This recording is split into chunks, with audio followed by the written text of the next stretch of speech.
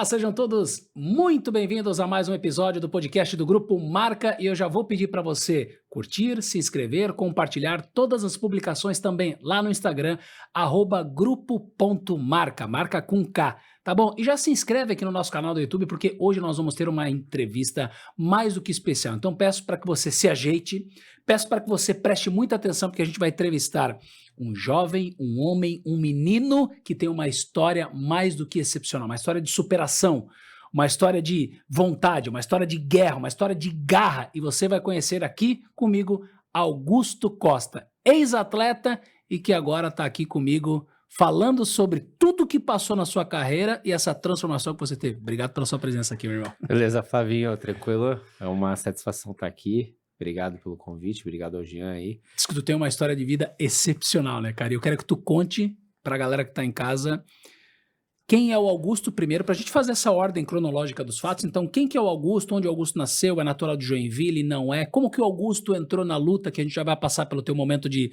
atleta profissional. Augusto, né, lutador de MMA, ex-lutador, né, agora de MMA, hoje é professor, lutador de Muay Thai, ou seja, tem 53 lutas na carreira, 53 ou 54? 53. 53 lutas na carreira, sendo uma de MMA e 53 de Muay Thai. E o cara é campeão mundial. Não posso nem falar muito, senão daqui a pouco a canela vem na minha cara, né, meu irmão? Vamos passar por essa ordem cronológica aí e falar pra gente aí, Augusto, quem que é o Augusto Costa? Então, meu nome é Augusto César Costa, né? As crianças, quando veem, eu vi teu Facebook, um já mandou assim, eu vi teu Facebook, tu não é Augusto Costa, teu nome é Augusto César Costa, mas não vou contar pra ninguém que mandaram já uma Quer esconder o César? Aí, não, mas assim, eu sou o Augusto Costa, né? Eu sou natural aqui de Joinville. Me criei na Zona Norte, no Saguaçu, no Jardim Paraíso, no Aventureiro ali, foram os bairros onde eu morei, onde eu vivo, né? Onde eu tenho bastante amigos. E fui para Curitiba um tempo, fiquei 5 anos, descobri daí a luta lá, descobri como que é uma vida numa cidade grande, aprendi muita coisa e trouxe para cá. E aí depois aqui começou uma vida nova, começou a vida onde eu Com entrei quantos no anos você veio esporte. pra Joinville? Eu fui para lá com 16 e voltei 5 anos depois aí. Tá. Voltei com 21. E aí lá você descobriu O Muay Thai, o Muay Thai a lá. luta. Mas por quê? Você foi numa academia, viu ou olhou na televisão? Como é que foi? Cara, eu quero fazer isso daí. Quando é que deu aquele estalo assim, tipo, cara, eu gostei disso daí, quero fazer isso? Cara, tudo foi um embolo, né? Tipo, eu jogava futebol aqui, jogava muito futebol. O Uhum. negócio era ser jogador de futebol. Fui pra lá pra melhorar um pouco a vida, estudos e tal. Mas antes de eu apanhei na rua. Aí eu falei, cara, o cara era do jiu-jitsu, veio em 3. Essa foi a história. Uhum. E aí eu falei, minha vingança vai ser terrível, né? Vou me cadastrar numa aula de Muay Thai. Cheguei em Curitiba, mas... E um dia eu encontro esses caras. Não, e cara, essa história é muito boa porque foi onde eu tive meu primeiro contato com a arte marcial. Daí eu pesquisei no Google, daí falei com um primo meu, assim, que morava em Curitiba, e falou, ele, vou te levar nessa aqui. Tá. Essa aqui era Chute Box Hour, a maior academia do mundo de Muay Thai, MMA, Jiu-Jitsu. Só te levou nessa, vai Só nada. me levou nessa. Aí, cara, ali começou, né? E eu jogava futebol, eu jogava na base do Coxa ali na época, esse meu primo me levava, né? Aqui eu joguei no Jack também. Então, tipo assim, eu gostava muito. Então, hoje eu até tenho envolvimento um pouco com o futebol que eu gosto, por causa disso, né? Mas quando eu entrei no Muay Thai, tudo mudou, assim. Porque daí eu gostei do ambiente do Muay Thai, da luta na época. E era uma coisa que... E depois de um mês já não tinha mais vingança no coração. Eu já tinha entendido que o cara que lutava jiu-jitsu e acabou fazendo até aquele interesse, ele agiu de forma inadequada, né? Sim, sim. Então, e anos depois ele apareceu lá em Curitiba, coincidência, aconteceu em Joinville, ele foi pra Curitiba, não sabia, não conheço o cara direito, assim, e ele foi treinar lá na minha academia, lá onde eu treinava. Caramba, cara. Mas daí já tinha morrido a história. Mas ele te reconheceu ou não? Sim, a gente se reconheceu, assim, bateu aquele olhar, assim, sabe? Olhar 43. Foi tu que me deu uma coça, né? Não, Agora tipo o bicho isso. vai Aí eu pegar, falei pro meu cara. treinador, eu falei na época, pô, olha ali, Cara, mestrão. a briga foi aqui em Joinville. Foi. E aí você foi pra Curitiba, lá se envolveu com a luta e depois de anos o cara aparece na academia. Aparece pra aprender Muay Thai, que ele era o campeão sul-americano de jiu-jitsu, era uma pegada assim bem, o guri era bom. E aí eu falei pro meu professor, esse cara aí, ele falou, então, fica na tua mão, você vai treinar junto com ele, vamos ver o que vai acontecer. Mas daí eu falei, mas daí você, né, na época eu falei, né, você é um babaca igual ele. Sim, sim, E sim, aí eu sim. falei, pra mim não tem graça. Eu sei que ele foi covarde, eu Aham. poderia ser, já que ele não sabe nada de Muay Thai, ele não sabia, né? E passou ali e tal, e Quando ficou. você disse que dentro da academia, depois que você estava lá, quando você viu ele que essa raiva, entre aspas, tinha no coração, de vingança, alguma Sim, coisa assim, né, de encontrar o cara. Quando você entra ali, você disse que isso sai porque realmente todo mundo fala que as artes marciais têm essa, né, esse pré-requisito de pregar muito pela integridade física, obviamente, mas a cabeça, a mente, mexe muito com a mente, onde não é porque você sabe uma luta marcial que você sai praticando na rua. Inclusive, isso é proibido, né? é. Pode ser punido dentro da academia, né? Ser ex- expulso, né? Exatamente. Eu vou falar como que funciona na minha academia hoje, mas lá em Curitiba era assim, assim, não trazer problema para academia. Quer Tá. lutar, vai pro tatame e tal. Então, toda arte marcial hoje, todo professor coloca regras, né? Ó, Aham. assim funciona assim. Eu vou falar como é lá na minha academia. Lá na minha academia eu ensino a se defender, Tá. a aprender uma arte marcial. Se tiver provado que a pessoa buscou e tal, não foi assim, ó, tu tem que aprender o que a gente tá fazendo aqui e tu tem que entender que com o que tu tem, tu não vai precisar usar. Porque Beleza. tu é uma pessoa controlada, tu é uma pessoa que tá aprendendo, tu é uma Aham. pessoa que prega por coisas respeitosas, né. Às vezes tu vai precisar se defender, não tô falando Sim. que não precisa, mas hoje qualquer pessoa tem uma arma, hoje tá muito mais fácil de ter uma Uhum, arma, tu não uhum. sabe quem tá do outro lado, então e não é nem por isso, é pelo certo, né. Eu digo muito, assim, sobre a minha experiência, né, me perguntaram muito nesse último ano aí: "Gusto, e se tu vai em tal lugar e tal?" Daí eu falei: eu não vou levar a pessoa que eu amo, as pessoas que eu amo num lugar que possa causar perigo Sim. a eles. Eu já não vou, não saio de casa para me incomodar. É o Augusto, tá? Eu não saio Aham, de casa para aham. me incomodar. Depois que eu entrei no Muay Thai, eu não tive nenhum histórico de agressão, nada, Que nada, legal, cara. nada E antes tu era o mesmo. brigão? Cara, eu brigava direto. Brigava na escola e tal, tal, tal. E um mês treinando, eu já falei, cara. E foi uma conversa que eu tive com o meu primeiro professor de Muay Thai lá em 2009. Eu falei: "Professor e tal, eu jogo futebol", o cara veio realmente, o cara Uhum, veio fazer uma uhum. confusão, comecei a rir pra ele vir pra cima, eu já treinava, daí eu falei: "Ah, aqui eu bato daqui, bato dali, me viro com o cara".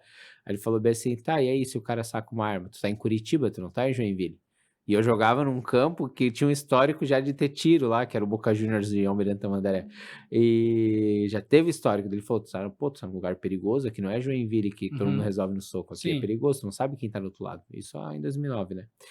E ele falou: "Cara, mas assim, imaginou se tu dá uma joelhada no cara, aí é um jogo de futebol, é uma discussão num bar, qualquer coisa, tu dá uma joelhada, mata o cara. É o resto da tua vida tu vai lembrar disso. Sim, E vai exatamente. pagar o preço", ele falou, né. Aquilo ali mudou minha vida. Falou: "Cara, ele falou: "E tu não tá aqui pra isso. Tu tá aqui pra lutar fora do Brasil, tá aqui pra ter contato". Eu tinha contato com aquele Cyborg, Fabrício Verdun, Uhum. Nilson Castro, eu tinha contato com esses caras, assim, os top do mundo tava ali. Quando E tu aí entrou, tu decidiu que tu queria ser um competidor? Ou tu só queria no momento só: "Não, eu queria quero aprender a ser arte eu comercial, entrei a lá, arte marcial"? eu queria ser grau preta de Muay Thai. Tá. Grau preta de Muay Thai. Eu falei: "Cara, que Tu massa, olhava e falava assim: "Cara, eu quero eu chegar no quero topo". chegar no topo desses cara". E, Aham. cara, assim, foi apaixonante, assim, porque Aí como é que é pra essa ordem pra você chegar no grau preto, como é que funciona? É de ano em ano, meses, são quantas faixas, quantas como é que funciona? Explica para o leigo que tá em casa pra, tipo assim: "Cara, eu quero fazer Muay Thai, tá, mas quanto tempo demora pra chegar num grau preto?". eu demorei 14 anos. 14 anos. 14 anos treinando, lutando, fazendo tudo que tinha que ser necessário. Uhum. Feito isso, feito, né, o meu planejamento, comecei a treinar e tal, mas ali passou uns 4 anos, assim, treinando e fiz uma competiçãozinha interna. Chega o meu treinador e falei, né, como é que eu vou falar da minha história e como é que eu passo pra frente agora. Tá. Cheguei: "Professor, eu quero lutar aqui", só que eu estava na maior academia do mundo. Tava onde os cara, né, pô, aquele Cyborg treinava, André Dida, Maurício Veg, que são os principais empresários do UFC hoje, Cristiano Marcelo, esses caras tudo treinavam lá. Uhum. E eu falei: "Professor, eu quero ser lutador". Sempre tem um maluco que fala assim na academia, sempre tem um Sim. aluno, tal: "Eu quero ser lutador, como é que faz? Quero ser do UFC", já fala assim. Aí o professor pegou, olhou pra mim assim, Nilson Castro é o nome dele, mas gente boa demais o cara, só que ele que fez eu virar lutador assim. Falou: "Pra quê? Por quê? Por que tu não vai estudar, fazer outra coisa?" O Foi professor assim, foi assim. caraca, Ele, pô, mano. daí ele me deu um exemplo, né, de um cara que treinava muito bem lá: "Ó, o Otávio, treina 3 vezes na semana, luta, entendeu? E tu pra chegar no nível dele tem que treinar o dobro". E morreu ali o assunto, daí todo mundo achou que eu fiquei chateado, eu falei Aham. falei: "Não, ele me deu a chave da parada". Sim. Daqui a partir daquele dia eu treinei 4 horas por dia, durante 5 anos.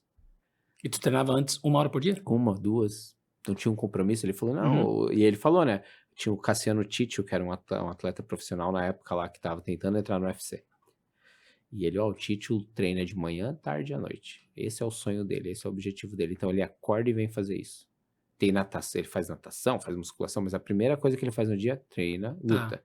Depois ele faz o complementar, depois ele volta, treina, luta, depois ele faz um treino mais leve à noite de regenerativo de luta.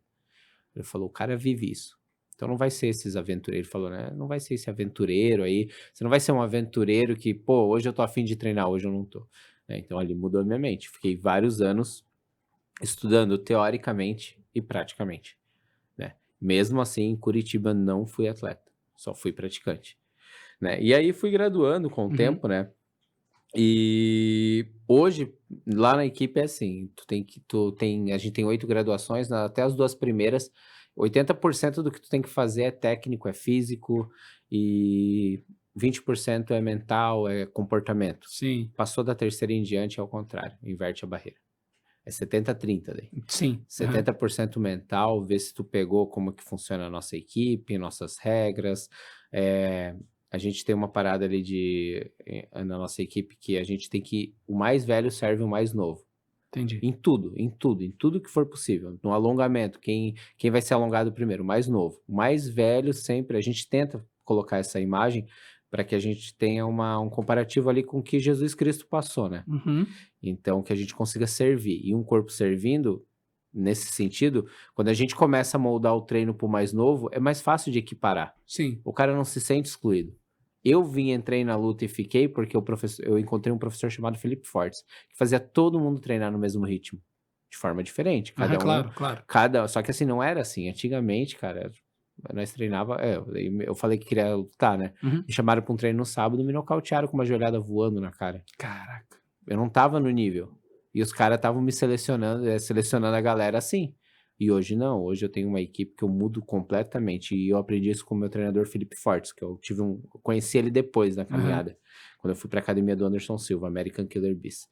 E conheci ele e falou: "Isso aqui é integração, Augusto, a gente vai colocando aos poucos. Se o cara for atleta, a gente coloca ele para treinar com os atletas. Se o Uhum. cara for só qualidade de vida, ele vai bancar as contas da academia. Então tem que tratar ele muito bem e mostrar para ele e mostrar depois com o tempo cada qual é o seu passo. E a graduação serve para isso, para ter nível hierárquico. Então, Tá. tipo, né, tu tá ali um tempo, tá 4 anos, tu vai ter uma graduação X, tu segue as regras, tu consegue se adequar, tu se adequa ao ambiente que tu Aham, quer participar. aham. No começo, a gente é muito mais maleável, né, nas 2 primeiras graduações, Sim. mas depois o cara se molda, o cara sabe. Por exemplo, eu vou dar um exemplo, no meu CT, no CT Augusto Costa, proibido treinar sem camiseta, cara, proibido. "Ah, mas na Tailândia", eu fui pra Tailândia, os caras treinam sem camiseta, as meninas treinam de top short, Sim. beleza? Primeiro ponto, não estamos na Tailândia. Primeiro ponto, estamos no Brasil. Segundo Teu ponto, espaço, tuas regras. seria isso mesmo. Né. E o segundo ponto, a minha academia teve muito competidor. Uhum. Vingamos 12 campeões mundiais, fora eu. 12 campeões mundiais. Argentina, Itália, Alemanha, fomos para todos esses países. Temos um representante na Turquia que vai voltar agora, o Alex. Cara, deu tudo certo como competidor. Mas não é assim que funciona, não é a base. A base da minha equipe é a família. O que transformou a minha vida foram as famílias. E eu escutei uma frase que muito se encaixa nos negócios: onde tem família, onde tem Deus como princípio, tudo prospera. Tudo, tudo. E a nossa academia nesses últimos 2 anos, é milagre atrás de milagre. Então, o cara chega lá, é um ambiente para sua família. "Flavinho, você vai levar sua esposa lá no meu CT e você vai ter a confiança que ela vai ser respeitada e ela vai treinar e vai embora do jeito Mesmo que". sendo um ambiente quase que 99% homens, vamos dizer assim, e ela vai Exatamente. ser respeitada Ela como vai uma ser. mulher do Por isso que a nossa academia é muito procurada por mulheres, entendi. entendeu. Que legal, Mulher, cara. não tô falando que é proibido treinar de top, mas a gente sugere muito que as mulheres não venham de top. Uhum. Não tem problema. "Ah, tá calor, não sei o que lá". O menino quer tirar a camiseta, ele não vai tirar, a mulher vai, a gente sugere. Só que não é de cara, assim, Pra manter o respeito, a pra manter o conduta e a respeito. postura, né. E agora eu vou te falar o que acontece muito, acontecia muito antes da gente ter essas mudanças de perspectiva, né, de regras, assim.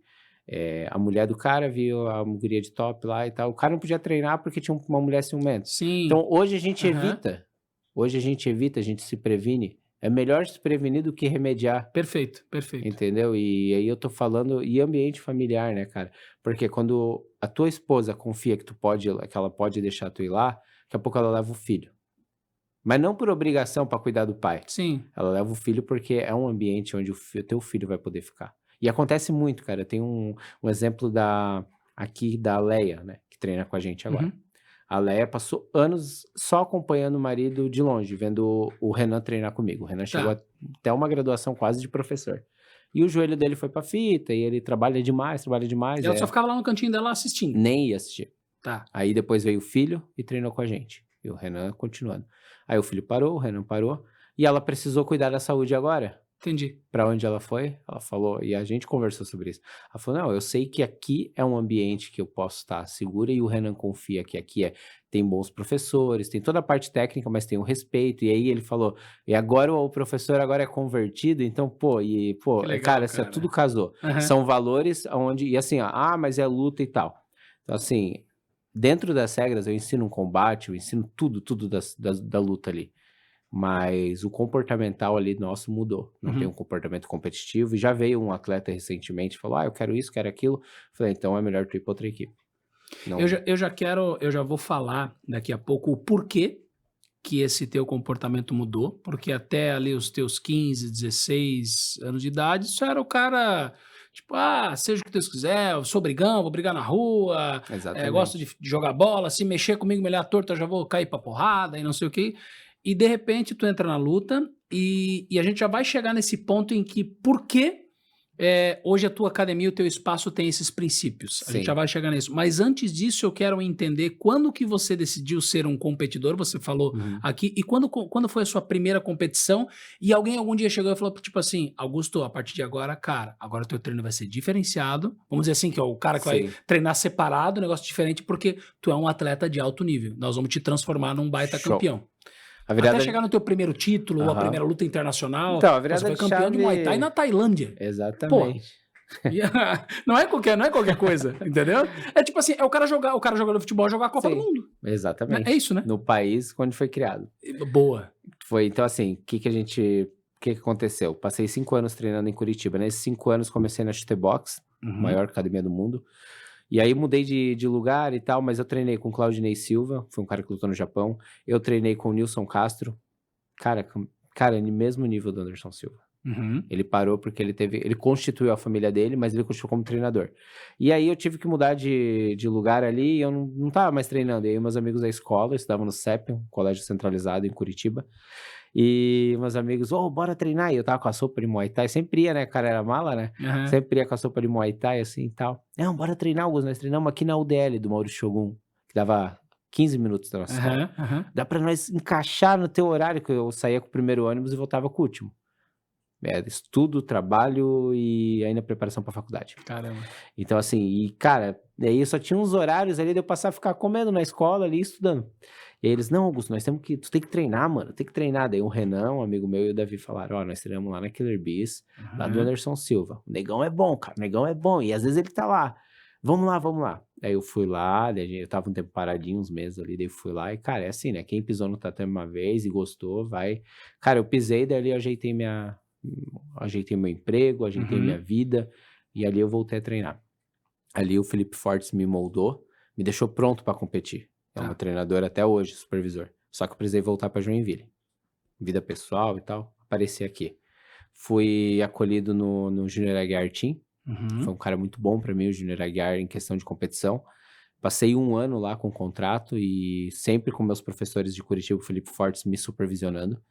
E ali eu tava treinando e, cara, minha primeira luta, cheguei aqui, colocaram eu com atleta profissional com 6 lutas. Eu não tinha nenhuma luta, eu tinha uma luta de apresentação, pra não mentir, assim. E o cara que você enfrentou já tinha 6 6 lutas lutas. profissionais, William Paquito, Onde que foi essa lutador. luta? Foi lá na academia do Júnior Aguiar. Foi Aham. e, pô, colocaram eu assim, e tinha 15 dias em Joinville. Mas eu tava bem, assim, tava Sim, treinando sim. bem lá em Curitiba, daí tava em 15 dias de Joinville treinando. E 2014, acho que foi isso, 2014. E aí eu falei, pô, vou lutar com esse cara aqui. Aí quando subi no ringue, esse cara. Só que em Curitiba tem uma parada muito diferente. a gente vive a luta como se fosse a última luta sempre. Nosso treino, o último treino, era quase uma religião a parada. Então a nossa cabeça, quem foi de Curitiba, eu peguei a leva já no final, mas uma leva boa de Curitiba. Os caras respiravam luta. Então, se puder, a gente saía na mão na rua, assim. Tipo, a gente gostava de luta mesmo. Lá respira. Tá, cada esquina tem uma academia. Então, quando eu cheguei em Joinville, os caras chegaram pra mim em cima do ringue, ó, aquele cara é profissional. Tal, casaram a luta, eu acho que pra te testar. Aí eu olhei e falei, nem pá, nem que a vaca tussa, né? Falei, não, pode deixar, eu vou pra cima, não quero nem saber. Problema dele ter subido aqui. A autoestima do cara, né? Tava boa. Fui lá e nocauteei ele com chute na cabeça. Mas assim, Só isso, né, Gê? Só um chutaço na cabeça, de boa. Mas assim, espanquei. Quem nunca deu um chute na cabeça, cara, né? Mano, assim, ó, até foi uma surpresa pra mim. Mas foi a primeira vez que eu me senti, e aí eu provei ali meu valor. E ainda na época, o meu treinador atual ali, o Júnior, ele falou, não, mas tu tem que melhorar alguns pontos e tal. Ele é um cara ele é muito inteligente. É um dos melhores treinadores que eu passei, assim. E ele foi falando, mas tu vai ficar cozinhando aí, porque tem que ter um tempo de equipe, que ele é bem metódico, tentando umas paradas assim que a galera é meio contraditório, mas é o jeito dele, a casa dele. Então eu respeitei. Aí a minha estreia, minha primeira luta depois disso, foi porque os caras iam lutar em Pissarras, ou a equipe, e um cara lá deu pra trás, sei lá, o que deu? Passou mal. Falaram, Augusto, amanhã tu luta no 67, quanto que tu pesa? Deu 61 dele. Danada. Aí eu falei, meu, cara, os caras só me arrumam coisa boa, né, velho? Aí eu fui lutar no 67, ganhei a primeira luta, daí o... Pô, olha a casca que tu foi criando, cara. Pô, então... A tua primeira luta, um cara que já tinha... Né, o cara desceu dos 70 e poucos, né? Daí eu olhei assim, a gente... E eu, assim, tinha uma cara, assim, de... Se tu pegar minha foto antiga, eu tinha uma cara de moleque, assim, de piá de vó, sabe? Assim, veio... Franguinho, assim, não, e cabelinho todo emo e tal, não cortava o cabelo, meu, todo, né, relaxado. E aí a gente foi pra encarada, eu lembro que na encarada, assim, meu, maluco cheio de cicatriz na canela, na cara, uma tatuagem aqui. Aí o meu amigo falou bem assim, meu, pela encarada tu já foi nocauteado, mas vai dar boa, né? E a gente se zoava bastante. Chegou lá, ganhei a luta tranquilo, daí depois fui lutando, aí o Júnior falou, tem que treinar como atleta, e me ensinou tudo sobre competição, e meu treinador, Felipe Fortes, em Curitiba, também me deu um suporte muito bom, já tinha me deixado na casca de bala, no time certo, né? E aí, em Joinville, em um ano, cara, assim, eu fiz umas 22 lutas, assim, que foi muita... Em um ano. Eu, me desgastei muito, e depois eu saí ali do Júnior, passei por algumas equipes até formar a minha equipe mesmo. Mas aí eu conheci o Rodrigo Toniolo, uns anos depois. O Rodrigo Toniolo é líder da Thai Kings hoje. Na época, ele era da World Strong, a primeira equipe de Muay Thai do Brasil. E aí eu me filiei, e o Rodrigo Toniolo, eu acho importante registrar aqui, foi um cara assim que me ajudou muito nesse período, porque ele me levou para Tailândia, ele me apresentou a seleção brasileira, aí eu fui para Tailândia com meu aluno Gabriel Bonikoski, com o Ivan Santos, com meus alunos, todos medalharam, né, no Mundial, nós três pegamos medalha de bronze, e foram várias oportunidades. Então o Rodrigo Toniolo teve uma visão de luta muito boa, passei, né, por ele, a gente teve uma amizade muito boa, a gente trabalhou junto na seleção brasileira, fui para a seleção do México, lá na Tailândia, porque no Brasil tava... Para a seleção do México? E eu fui medalhista pela seleção do México na Tailândia, meu maior compromisso, porque eu não tava escalado para o Mundial, e colocaram um brasileiro lá e tal, e aí lutei, e, cara... Foi uma virada de chave de 2014 até 2018, onde eu cheguei, né, no Mundial. Daí foi bem importante essa trajetória ali. Mas daí para ir para um Mundial, para explicar, né, eu sou um cara que eu não entendo nada, vamos lá, provavelmente talvez a galera que esteja em casa vendo também, para o leigo ali entender, como é que eu faço para participar do Mundial? Tem que ter beleza, a graduação, mas tem que ter tanto de luta, um currículo, como é que funciona? Tem 2 métodos. Tem as federações amadoras, né? Tipo, de Muay Thai amador, que obviamente você é federado e daí... Isso. Né? Aí, aí tu vai pro estadual, vai pro brasileiro e tal. Só que muita gente não tem condições. O campeão brasileiro não vai. Aí cede pro vice, aí vai indo. Entendi. O que aconteceu no meu caso é que não tinha vaga na minha categoria. Um cara do Rio de Janeiro se classificou e tudo certo.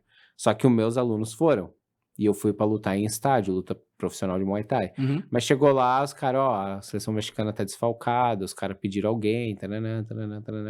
Aí eu falei, meu objetivo é aqui, meus patrocinadores pagaram pra mim lutar. Sim. Né?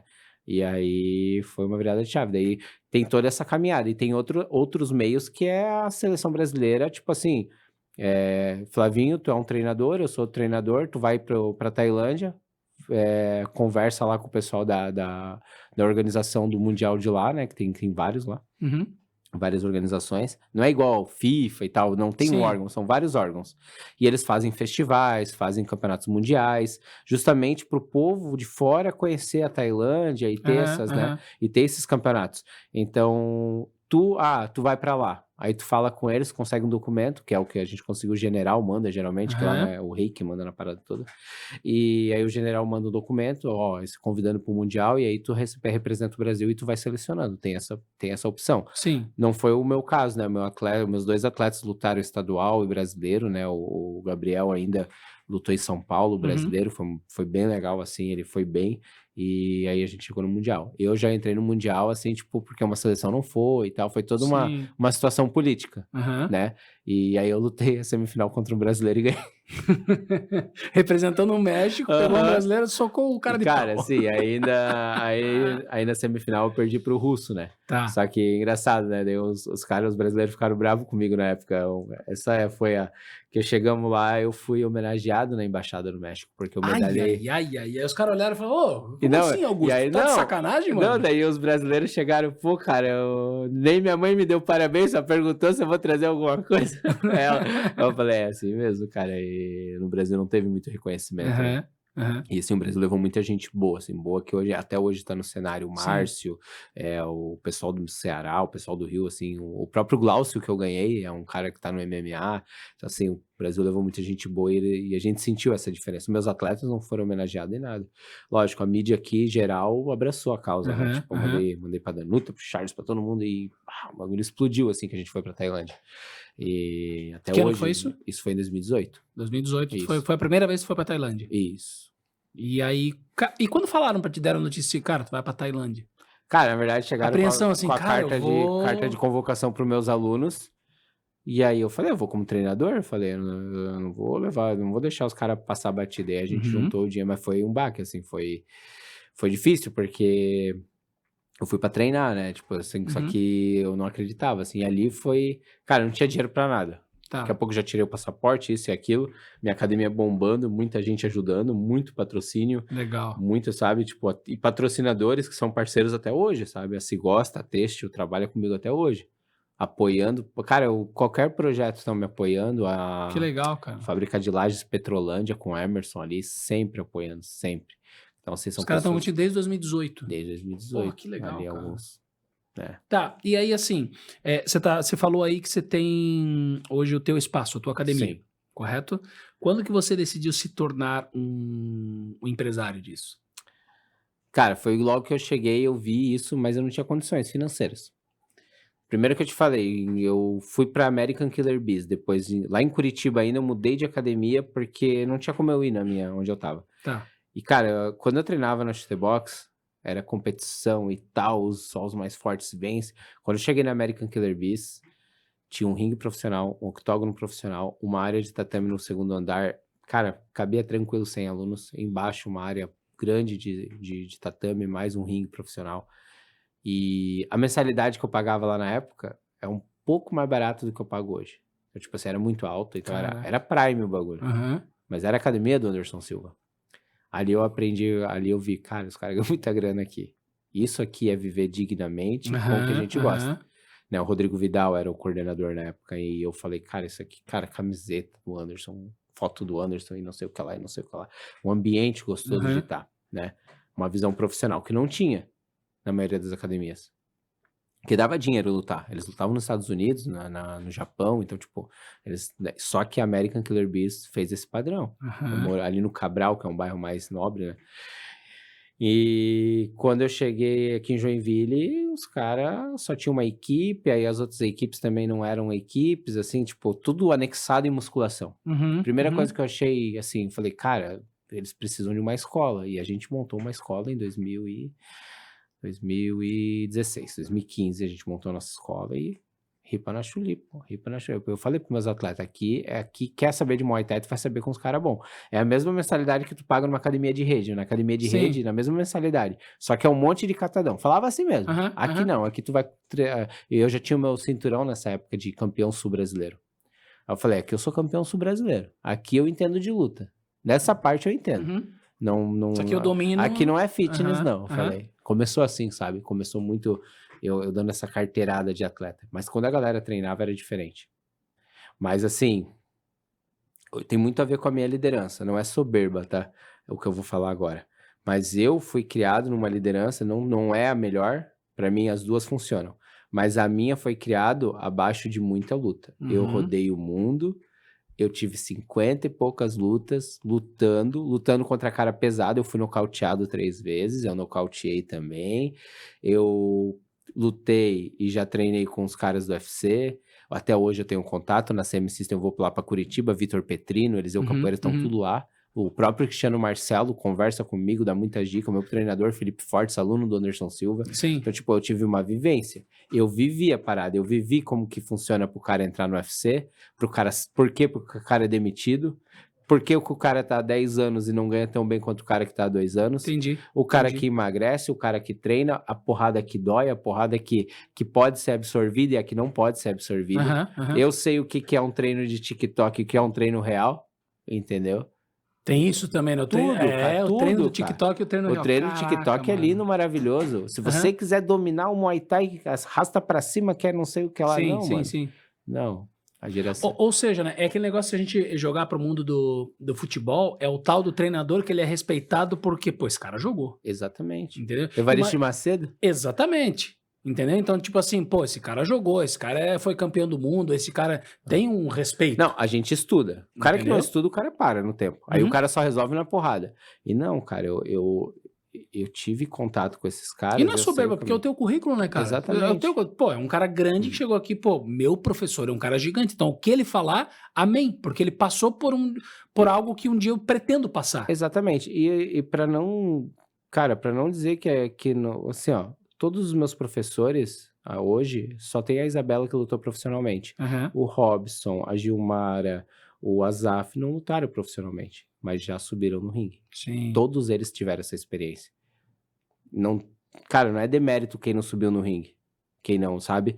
Mas tá um degrau acima quem subiu. como é que tu vai falar de levar um soco na cara se tu nunca tomou um soco na cara? Exatamente. Não no treino. Concordo Quando plenamente. todo mundo, Concordo com todo, plenamente. sabe? Tu ter treinado com os melhores é uma coisa. Tu ter competido após ter treinado com os melhores é outra. É Tu outra ter, coisa. sabe? Tu saber o que falar pro cara quando ele perder, quando ele ganhar. Ou que nem treinei. Tive 2 encontros com o Anderson Silva, quando eu estava no meu treino. Quando tu viu ele a primeira vez, cara? E aí? Foi muito louco, o bicho é muito, tipo, ele é... E aí, cara, ele é tudo resenha. bem? Exatamente.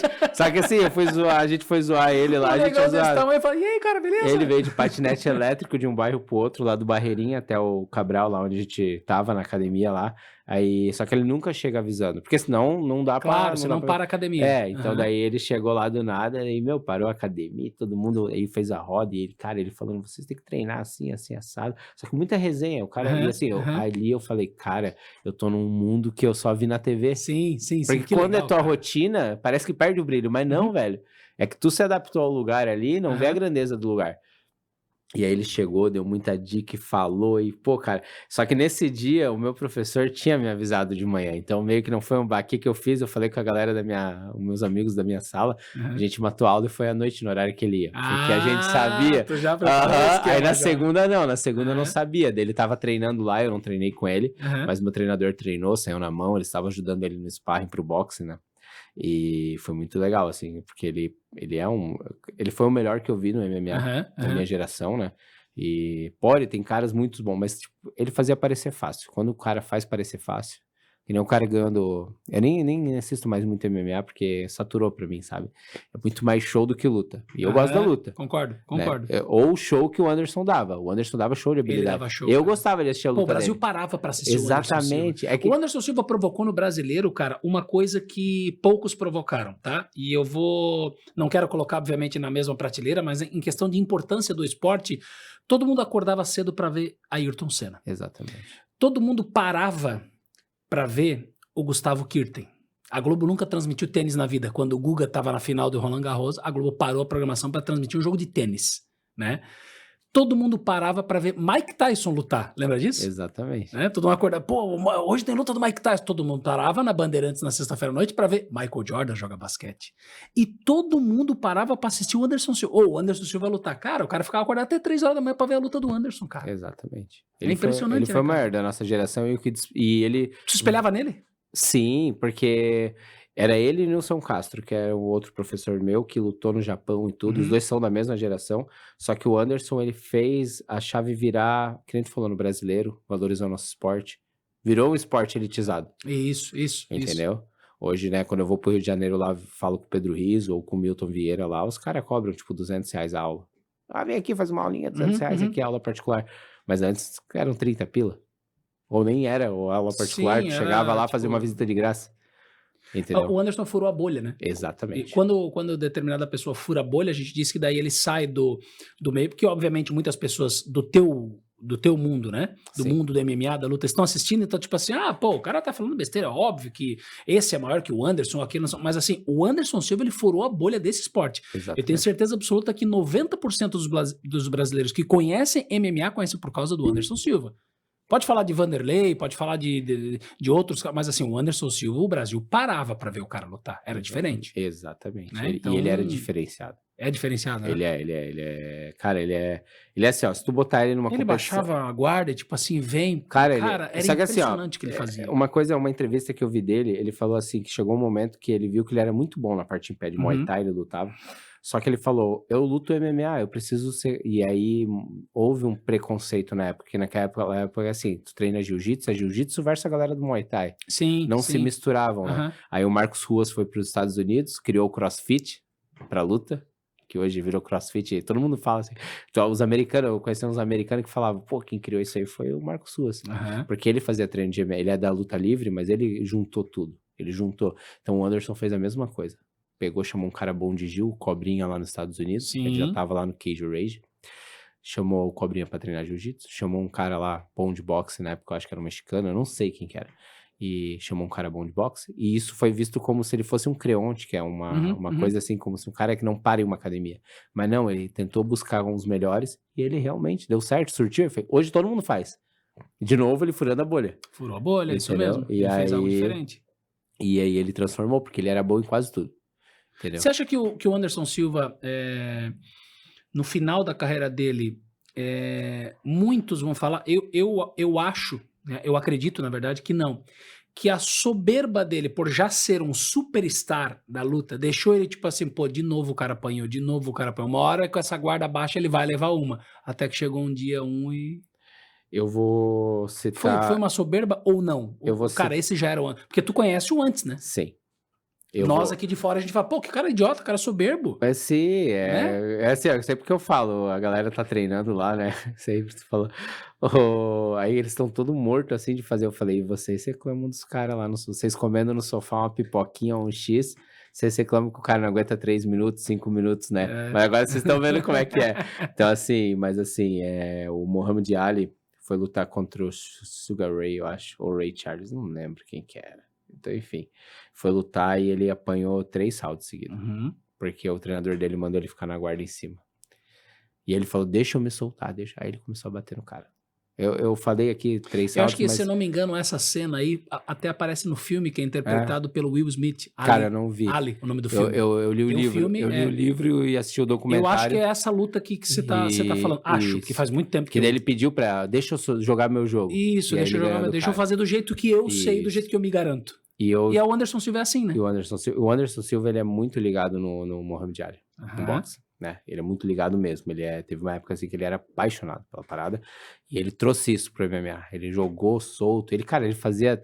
Se tu vê, cara, tem uma luta que ele nocauteia com uma cotovelada reversa que ele aprendeu no Tekken. Ele não aprendeu lutando.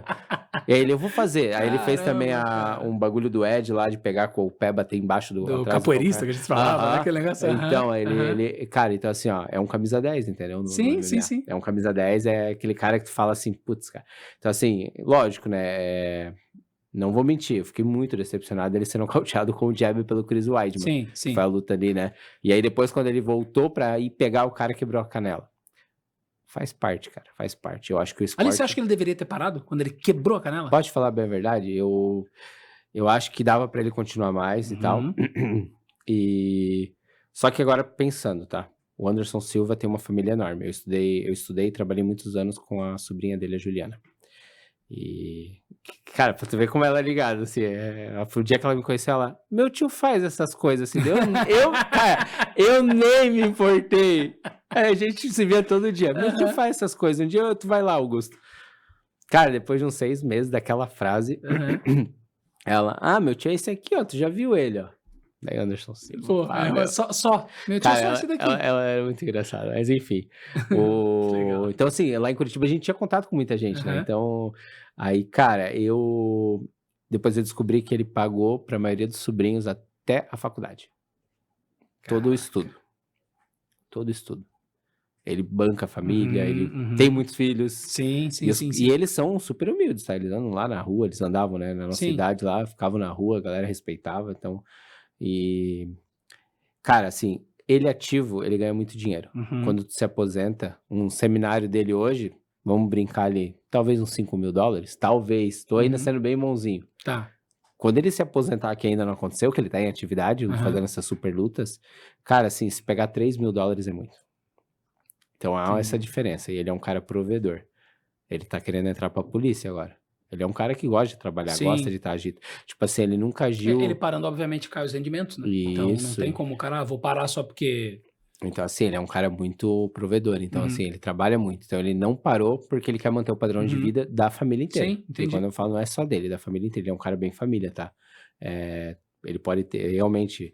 Às vezes dá a entender, né, as atitudes dele, que ele é um cara soberbo, que ele é um cara brincalhão demais. Eu já vi entrevistas, acho que ele foi, não sei se ele foi no Podpah, no Flow, não lembro, uns 2, 3 anos atrás. Cara, quando eu vi a entrevista do cara, eu falei, cara, que cara humilde, cara, não, cara legal, cara. O que acontece sabe? muito é que ele protege muito a família dele. Isso eu tenho que falar, porque eu convivi com isso, eu vi, a sobrinha dele falou, eu vi ele falando, e eu vi situações onde ele tava com a filha e com a esposa.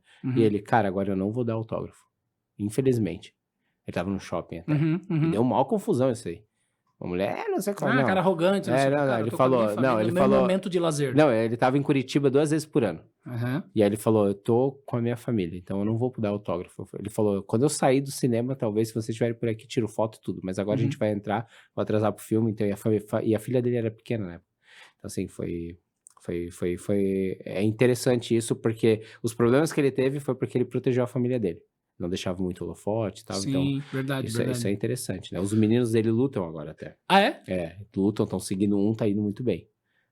Quem sabe a gente tem um novo Silva aí, né? Pô, o cara tá indo bem, o cara legal, tá no né, Muay Thai, tá voando lá nos Estados Unidos. Ô, Augusto, quando foi o teu primeiro título mundial? Como é que foi, cara? Tipo, cara, eu sou campeão mundial. Então, no segundo semestre, logo que cheguei da Tailândia... O teu ego fica como, cara? Tipo assim, cara, eu sou campeão mundial. É como se aqui a gente tá num podcast e o meu podcast é o Flow. Eu sou o melhor do Brasil. Né, Gê? A gente aqui... Muda até a postura, né? Não, muda até a postura. Qual que é o teu podcast? Aqui a gente tem o patrocínio da Nike, da não sei o quê. Aqui a gente, né? Um abraço ao pessoal do McDonald's, né? Como se fosse assim, entendeu? Sei. Quando tu é campeão mundial, cara, tipo, como é que vem o... Cara... Eu mando nessa porcaria. Tá, eu sou o number one. Foi assim, os primeiros meses foi assim, né? Assim? Eu voltei da Tailândia, medalha de bronze, segundo semestre teve o Open. Tem que aproveitar um pouquinho esse salto, né? Foi o Open. Pô, eu sou o cara. Foi o Open Mundial ali em Buenos Aires. Tem um campeonato mundial ali vários anos, do Carlos Hernandes, é muito bom, reúne muita gente, é muito esporte, é uma experiência única, é uma loucura. E foi muito legal, eu ganhei um cinturão, fiquei feliz. Quando a gente voltou... Ganha grana, cara? Não.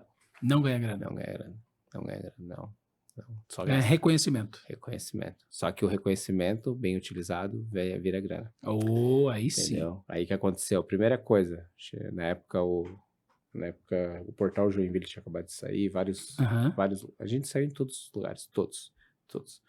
Cara, até em jornal famoso por só crime, assim, sabe? Saiu lá também, só que, cara, assim, então... Aqui não é só cadeia, aqui tem lutador que ganha. Cara, a gente explodiu, assim, né? Meu nome explodiu e eu comecei na luta, eu fui o primeiro lutador da família. Hoje nós temos praticantes, meu irmão também lutou, foi vice-campeão mundial, levei ele pra seleção também. Aham. E ele parou, hoje ele nem trabalha mais com luta. Mas foi assim, ele tinha um preconceito muito grande, né? Do que ele vive, o que ele come, o que ele Sim. vive. Aham. Aí, quando eu voltei, eu escutei de uma tia, Augusto, tu foi, né, bem criticado pela família, mas a minha tia Amélia, ela falou bem assim, mas tu cumpriu tudo o que tu falou. Tu falou que ia ser lutador e tal, e agora isso aí tem que ser a tua provisão e tal, agora é tu dar Que um legal, cara. update na parada. Com isso, meu outro tio, que é o tio Braz, né, e o meu tio Celso, que são pessoas que eu me inspiro, vieram e conversaram comigo e me deram muitos conselhos sobre gestão de academia, gestão mesmo. Uhum. Eles têm sucesso nisso e minha confiança. Então foi muito importante para mim esse título, trouxe isso. Lógico, paralelo a isso, euforia. Euforia, né? Na época, Tu fez muita festa, Augusto? sim, muita mulherada, pareceu muita coisa, muita coisa. Essa Essa fase, soberba, essa fase que teve, né, que daí, olhando hoje, né, o sim, cara pensa: "Putz, como eu fiz errado, né, como eu fui mal". Mesmo estando, na prateleira, na última prateleira, pô, eu sou o cara top, mas o cara acaba, tipo: "Ah, é festa daqui, festa dali, não sei o quê". Como é que foi esse teu caminho de chegar um momento e tu pensar, tipo assim: "Cara, eu tô sentindo um vazio aqui"? foi festa, Se conheci envolveu com pessoas do drogas também esporte, ou não? não, mas tinha contato todos os dias. Tá. Porque Droga, bebida, droga, bebida, pornografia. pornografia, mulherada, nunca, cara, assim, ó, vamos lá, nunca usei uma droga, Tá. nunca fui muito de beber, bebia, mas tipo assim, não Uhum. gostava, bebia porque estava no meio da galera. Bebia socialmente, Isso, normal, fui beleza. poucas vezes em balada, Aham. saí com jogadores de futebol, meus amigos, Uhum. tal, Estava no conhecidos, meio né, da confusão, mas não tava causava ela. isso, só que Beleza. daí sempre estava em depressão, passei por diversos tratamentos, até síndrome Tu achava que tu era feliz. eu achava que eu era feliz. Até em um dos meus diagnósticos eu tinha transtorno de bipolaridade, que depois virou uma depressão e, cara, assim, ó, Chegou a tratar eu com tinha tanto. remédios isso na época Cara, ou não? bastante, Bastante? bastante, bastante. E chegou um momento que eu me acidentei.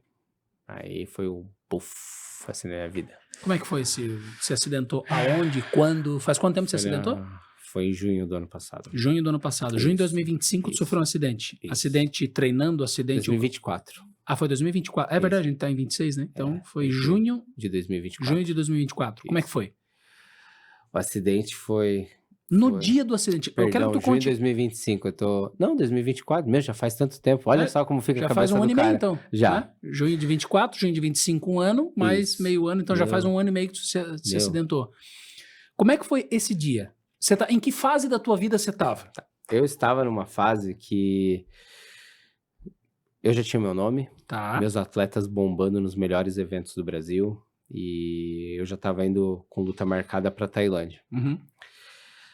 E eu saí pra treinar. Eu tinha uma lesãozinha ali no joelho que eu estava recuperando, mas já estava treinando e focando na minha viagem da Tailândia. Aham. Virei a esquina de casa, 40 quilômetros por hora, e um carro do lado parou, e eu passei do lado direito na avenida, e ele virou e me jogou na placa. Tu tava de E moto. foi uma imprudência da pessoa, lógico, né, mas,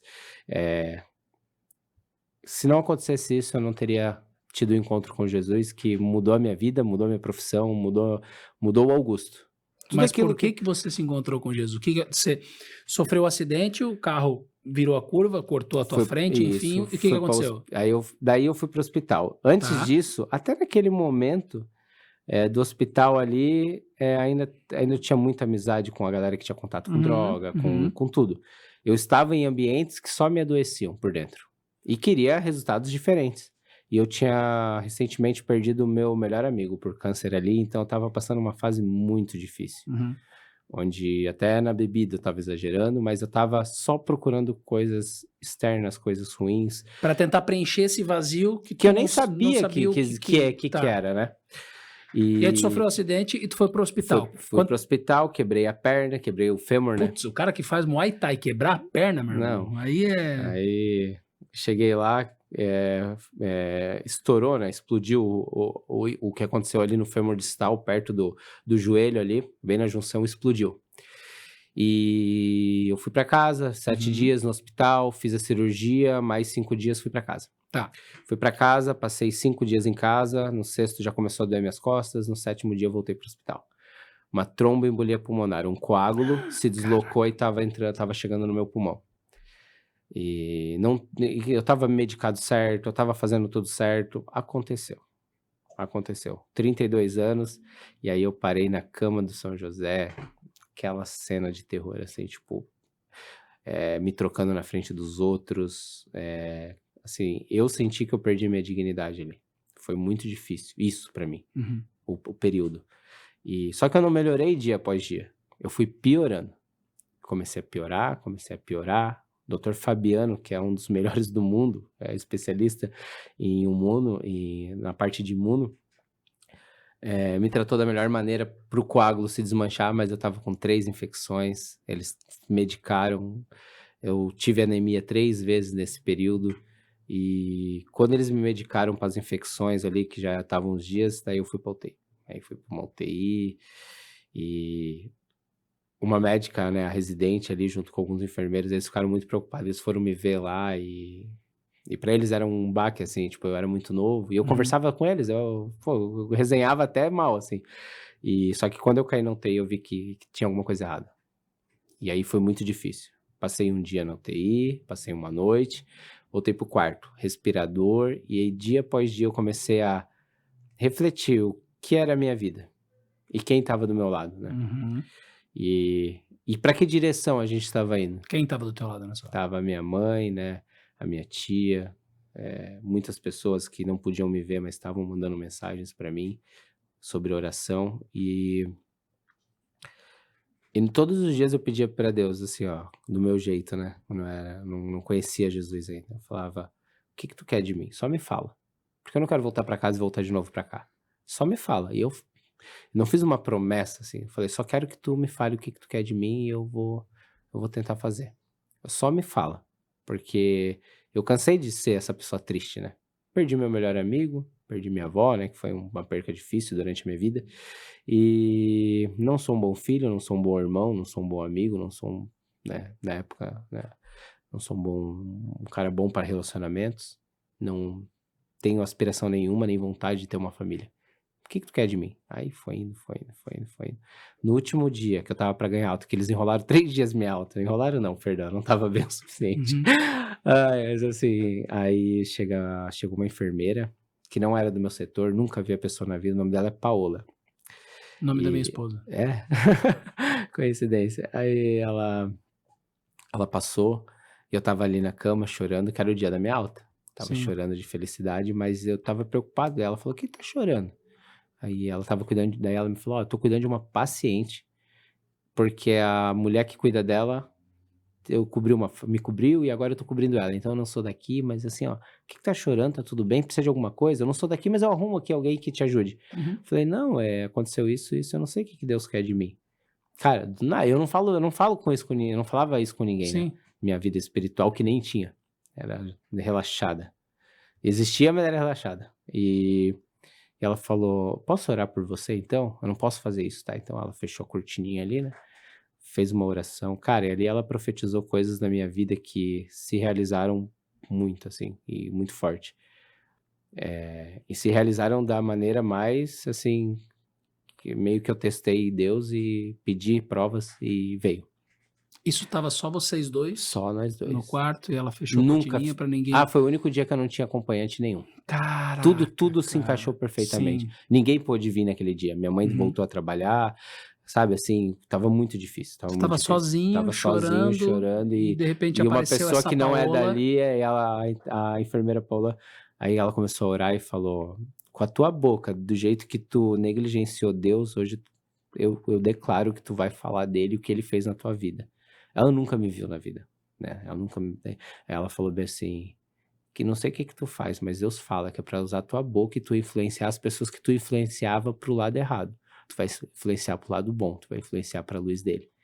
Cara, assim, eu nunca acreditei. Quanto tempo ela ficou contigo ali no quarto? Uma meia hora? Não, 10 minutos, 10 minutos, cara. 10 Ela minutos. pegou, falou isso, orou Ela e orou, sumiu. profetizou e falou: "Eu vou cuidar da minha paciente, tá?". Tá. E nunca mais vi ela.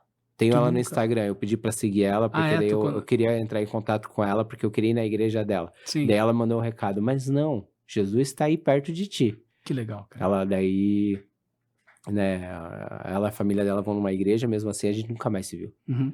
E até eu fiquei de mandar alguma coisa pra ela em gratidão, alguma coisa assim, eu falei pra ela e pra família dela, né, porque é o meu jeito de demonstrar gratidão, que eu não posso fazer muito pelas pessoas, mas o que eu puder, mas eu tenho orado, eu tenho agradecido pela vida dela, mas assim, eu nunca mais vi ela, nem conversamos assim, tipo, não tem, Ela orou por 10 minutos e saiu. O que saiu, aconteceu com o aí ele Augusto? mudou, aí eu cheguei em casa, não tava nem acreditando, só que dia após dia eu fui procurando, aí chegou uma igreja, né, aceitei Jesus nessa igreja, a pessoa chegou pra mim, Augusto, aceita Jesus? Eu aceito, porque eu não sei pra onde ir. Tu foi sozinho na igreja? Não, eu fui com, na época, a minha namorada, Uhum. né, naquela época, e a gente, né, teve um caso que a gente se separou, mas naquele momento ali eu fui com ela e foi a igreja que eu ia de uma amiga minha chamada Dani, a mãe de um aluno meu, né, Uhum. ela, a família dela ali, e ela dava testemunho de que Jesus, cara, assim, ó, a vida dela é um testemunho diário.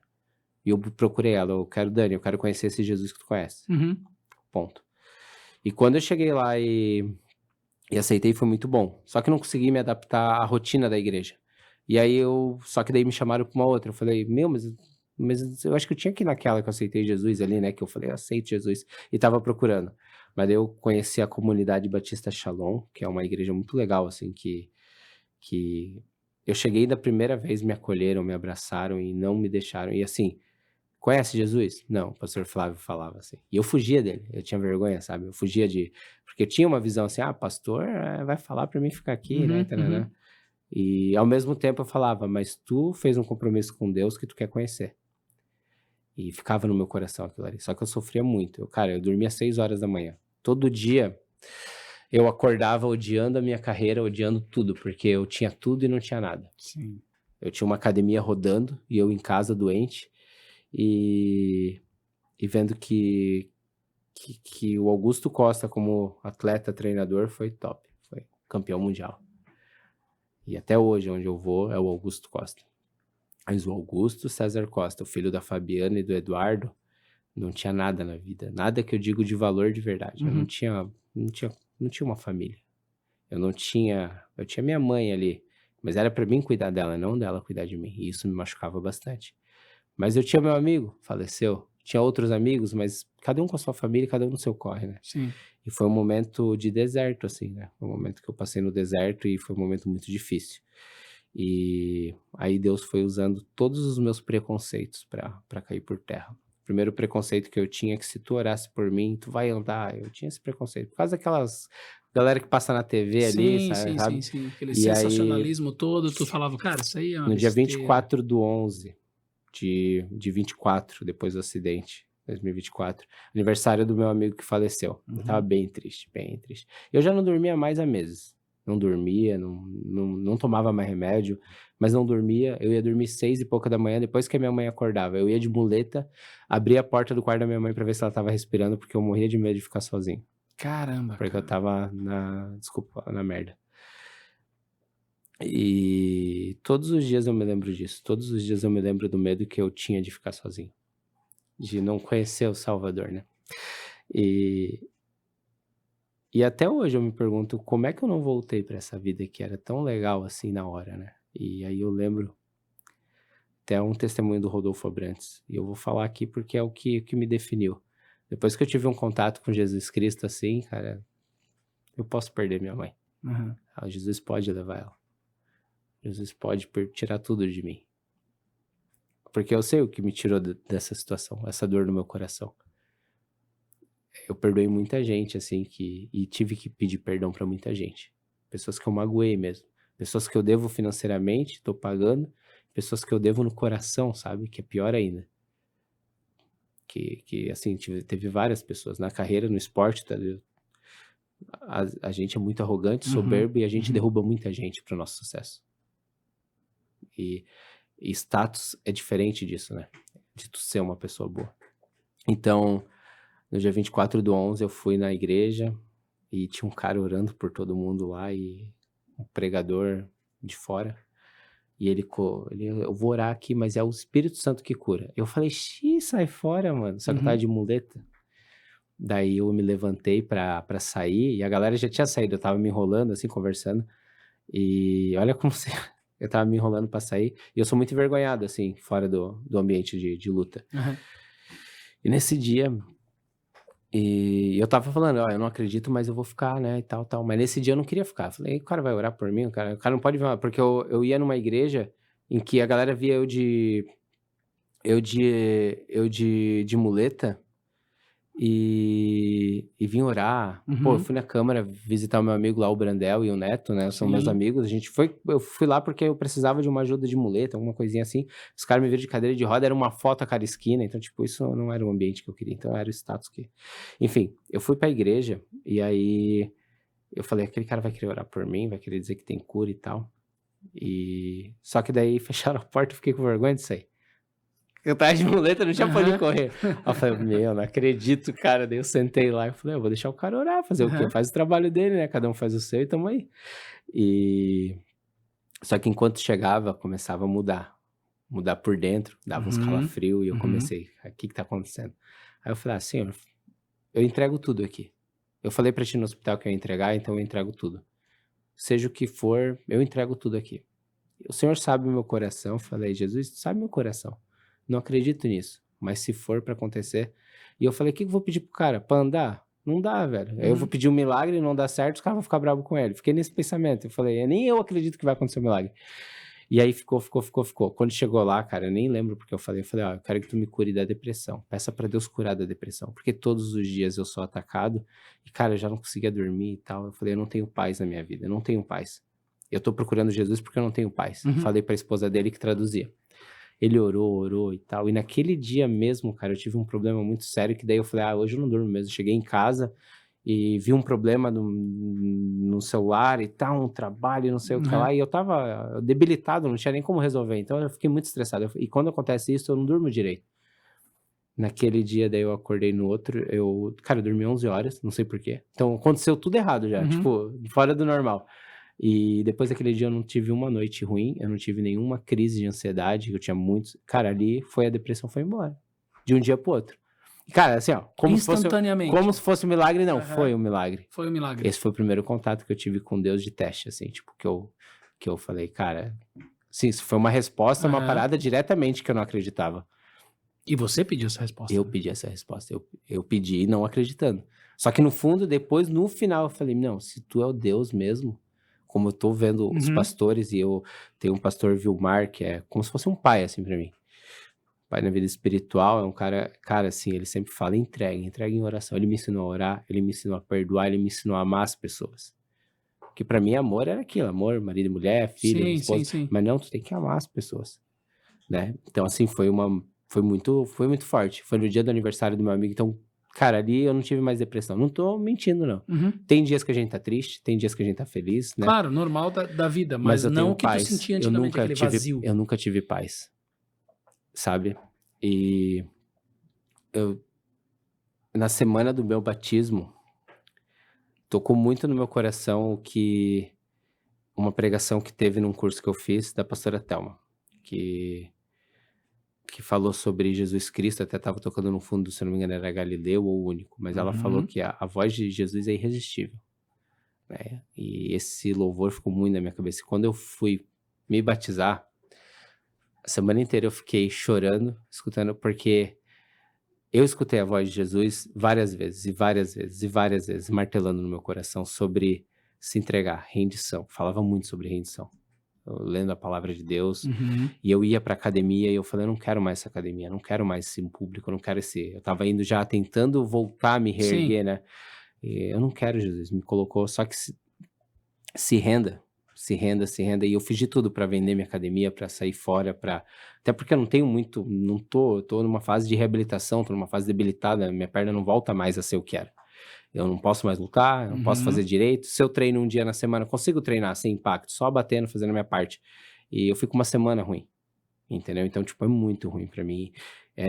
Só que é a vida que eu tenho pra impactar a vida das pessoas, porque Jesus Cristo colocou no meu coração e falou: não, é nesse ambiente que tu vai ficar. Uhum. Foi várias orações. Eu sou a resposta de oração de várias pessoas durante a minha vida. Falaram pra mim ir pra Jesus Cristo, eu não aceitei. E quando eu aceitei, quando eu falei naquele hospital, na pregação da pastora Thelma, eu lembro que, que eu escutava, assim, sabe, uma coisa suave, assim, mas aquilo ali mexeu muito comigo, me abalou de uma forma, assim, que pra mim me entregar, me Uhum. render. E eu falei até com o pastor Vilmar nessa época: pastor, eu quero aprender a me render mesmo, entregar a Jesus. E ele falava: ora, Augusto, oração, jejum, e ele dava o caminho, assim, ele falou: só que eu não posso fazer por você, é você, Augusto. Você tem que buscar quando estiver longe de mim. Vai ter uma hora que eu não vou estar perto, né? Ele sempre fala, mas ele sempre me ensinou tudo. E, cara, daí eu, eu passei por uma fase muito difícil de entender se Jesus estava ou não na minha vida e se eu era merecedor. Entendeu? Não tinha depressão, eu tinha paz, eu tinha sossego em tudo que eu estava fazendo. Provisão de Deus, assim, ó, Uhum. minha academia falindo e aumentando aluno. Eu voltei a algumas atividades da academia, pelo menos supervisionando ali e tal. E a gente estava com 15 alunos, né? Agora a gente está batendo mais de 60 alunos. Desde que eu voltei. E a gente tá quebrado, a gente não tem dinheiro. Uhum. E a gente tem mais uma unidade, entendeu? Não tô falando sobre dinheiro, estou falando sobre crescimento Sim, e sim, sobre sim, sim. provisão. Aham. Então Deus se fez presente em tudo. Eu virei dizimista, que era uma coisa que eu tinha preconceito, mas eu virei dizimista porque eu entendi, não porque eu quero dinheiro, eu quero o outro, Uhum. não. Eu Uhum. virei dizimista ali, dizimista ou oferto, enfim. E assim, eu não tô falando de dinheiro também só, tá? Tô falando de tempo. Tô falando de tempo, de entregar tempo pro Senhor. Hoje eu fiz uma regra, assim, antes de eu ir treinar, ir pra uma musculação, ir pra fisioterapia, eu preciso treinar meu espírito. Então eu leio a palavra, faço meu devocional, né? Até conheci a Ariane, que é uma pessoa especial aí. Conheceu ela na igreja? Conheci, maravilhosa. E foi no momento que eu não queria ninguém. Não queria ninguém, porque eu queria me aprofundar no Senhor. Era o único momento que eu queria me aprofundar em Cristo. Parou pra pensar que em 18 meses Deus mudou completamente a tua Tudo. vida? Eu sempre tento explicar pra eles que o Senhor me virou do avesso, mas eu acho que eu tava do avesso. E é por isso que você tem essa dúvida, tipo, pô, será que eu sou merecedor? Porque foi muita coisa, é Foi. muito milagre, É cara. muita coisa, é muita coisa. E hoje todo mundo que entra na tua academia segue esses princípios que tu citou no começo da entrevista. Por isso que todo mundo tem, na minha academia não tira a camiseta, é um ambiente familiar, não sei o quê. Porque Deus transformou a tua vida. Porque talvez a tua academia seria a do cara sem camiseta, Sim. a da menininha de top, né? A galera arrogante. A gente Aham. era, cara. Minha equipe. E a equipe é a liderança. Sim. Entendeu? Eu não sou um cara perfeito. Pelo contrário, sou bem imperfeito. Eu me toquei isso depois da minha conversão, cara. Bem Uhum. imperfeito. Então, assim, a primeira coisa que eu coloquei assim, eu me moldei ao mundo. Eu fiz o que o mundo queria. Eu Sim. fiz o que eu achava que era certo. Mas a palavra de Deus é obediência. Eu aprendi com a Ariane isso. A Ariane falou: Augusto, obedece, faz o que Deus está pedindo. O restante, a resposta vem. Ela fala sobre isso. Ela fala, né? Ela fala muito sobre. Ela falou sobre Gálatas uma vez ali que não dê.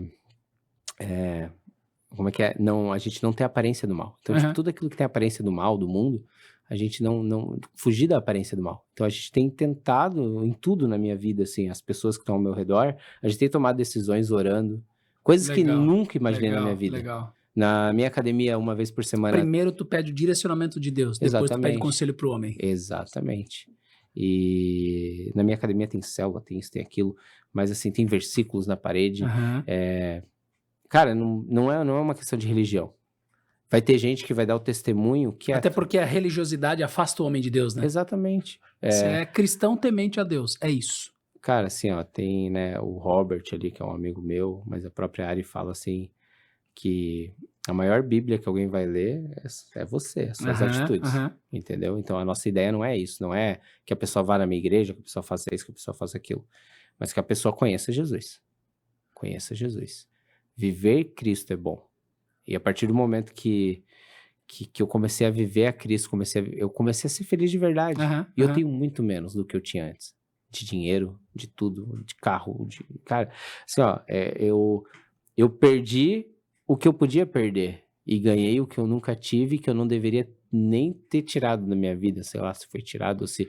Eu achei Jesus e eu demorei muito para achar. Eu acredito que foi, né, é a oportunidade que eu peguei, né? Então, assim, hoje eu defino assim que ainda bem que eu tive tudo de ruim e que eu consegui perceber antes que fosse tarde, sabe? Eu fico até emocionado Sim, quando eu sim, falo sim, isso pra sim. alguém, mas aqui no caso até tá tranquilo.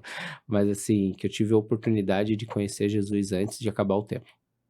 Se fosse pro Augusto, para a gente finalizar a nossa entrevista, e que baita entrevista, né? Você que está em casa aí pensando em ser um lutador, um empreendedor, um esportista, enfim, ou simplesmente, né? O que todo mundo deveria ser, um homem de Deus, uma mulher de Deus. Se fosse para você chegar e mandar um recado pro cara que está, sei lá, às vezes está na fase que o Augusto estava há 18 meses atrás. Pô, parece que tá tudo bem, mas não tá, um vazio. Qual que é o recado que tu daria para esse cara? Olhando para essa câmera aqui, o que que você falaria para... Qual que é o recado que você dá para as pessoas perceberem o que você percebeu hoje, o que Jesus fez na tua vida, que pode fazer na vida dessa pessoa também? É, cara, é difícil falar sobre isso, é difícil falar sobre para outra pessoa, mas vamos tentar. Vamos, sabe? Eu vou falar o que funcionou na minha vida. É, rendição. Se render, entender, ter a humildade de entender que a gente está doente, o mundo deixa a gente doente, tudo imediato, tudo pelo celular, tudo muito rápido, tudo é muito gostoso, tudo é muito prazeroso. Eu fazia o que dava na telha, eu fazia tudo o que eu queria, mas na mesma intensidade que eu era feliz, eu também era muito triste. Então, a resposta de tudo foi quando eu pedi para Jesus, quando eu pedi para Jesus entrar na minha vida, e eu recebi uma resposta maravilhosa. E eu recebi não uma resposta em carta, e você não vai receber essa resposta em carta e resposta diretamente, mas você começa a ver sinais, começa a mudar, começa a receber pessoas que falam de Jesus, você começa a ter milagres que você não acredita que possa acontecer. E Jesus fala diretamente com você naquilo que você não falou para ninguém, né, aquilo que você tem no teu secreto. Então é no teu secreto também que tu vai se encontrar com ele, como eu me encontrei, orando sozinho, no momento em que eu fui afastado de tudo e de todos, de tudo aquilo que me fazia bem. Então no secreto você tem que se entregar para Jesus. Se você estiver agora assistindo e estiver triste ou estiver lembrando de alguma coisa, que se você puder tirar 5 minutos para falar com Deus, do jeito que você quiser, ajoelhado, olho aberto, olho fechado, lavando uma louça, pede para Jesus entrar na tua vida. Eu sou um milagre, eu sou uma pessoa que quem me conhece antes não me reconhece mais hoje. E eu peço a Deus misericórdia e a graça dele para que eu continue sendo essa pessoa. Então, que a gente tenha sempre a misericórdia junto com a gente e a graça de Deus para a gente poder ser aquilo que a gente nunca imaginou ser, ou ser tratado daquilo que ninguém vê. Isso é um testemunho, isso é mais do que emocionante. Pega essa entrevista e compartilha, manda para o seu irmão, para o seu amigo, para o seu pai, para o seu filho, para sua esposa, para o seu marido, mande para todo mundo. Isso é mais do que um testemunho, porque quem conhece o Augusto sabe a transformação que Deus fez na vida dele, pode fazer na sua também. Isso aqui não é um programa sobre religião, isso aqui não é um programa sobre falar de que esse é o certo, esse é o errado, mas com certeza o que aconteceu na vida do Augusto Costa hoje pode acontecer na sua, assim como aconteceu na minha, acontece na vida de várias pessoas. Então a gente está aqui para exatamente falar o quê? Falar que a gente está aqui para falar coisas boas. Então esse é um episódio mais do que especial. Augusto, obrigado pela tua presença, essa tua história excepcional, maravilhosa. E quem quiser procurar a tua academia, faz como? Qual que é a rede social, a tua rede social, enfim, divulga um pouco do teu, fala a rede social aí para que o pessoal possa, quem sabe ser teu aluno lá também, né? Sim, pois é. Quem quiser ir lá, quem quiser simplesmente conversar com a gente sobre a palavra de Deus, a gente vai ficar muito feliz. A gente tem bastante conversa lá toda sexta à noite, 8h30, a gente tem um momento devocional lá. Que E legal. todos estão convidados a levar uma palavra e trocar uma ideia. A gente gosta de falar de coisas boas, que nem você falou. Então, o arroba nosso é CT Acosta, ou o meu arroba ali, arroba Augusto Costa MT. Mas no CT Acosta lá tem todas as informações, temos Muay Thai, Jiu-Jitsu, nós temos unidades no Vila Nova, no Guanabara, no Aventureiro e no Jardim Iririú, né? Eu tô em todas ali, Uhum. né, esporadicamente ali, eu tô indo em todas e visitando e vendo o trabalho e falando, né, da palavra de Deus. Então eu queria agradecer aqui ao Jean, o pessoal da marca, a tu, Flavinho, É um cara que eu já conheço dos jogos do Jack, né? Uhum. Então, assim, então é um prazer estar aqui e saber da tua história, do teu testemunho ali que eu soube no off. Cara, é maravilhoso. Jesus mudou a minha vida, transformou o padrão da minha vida. Hoje eu vivo uma vida plena, assim, onde eu tenho muito orgulho do que Jesus me transformou. Devo tudo a ele, e toda a parte boa veio de Jesus. Sim. Toda a parte que não é boa foram decisões minhas que tiveram consequências. Mas eu tô aqui, tô disposto a melhorar, a ser um Augusto melhor, a falar de Cristo sempre que possível, sem placa, sem religiosismos. Eu só queria ser útil para o reino de Deus, porque o que ele fez na minha vida foi transformador, foi novo.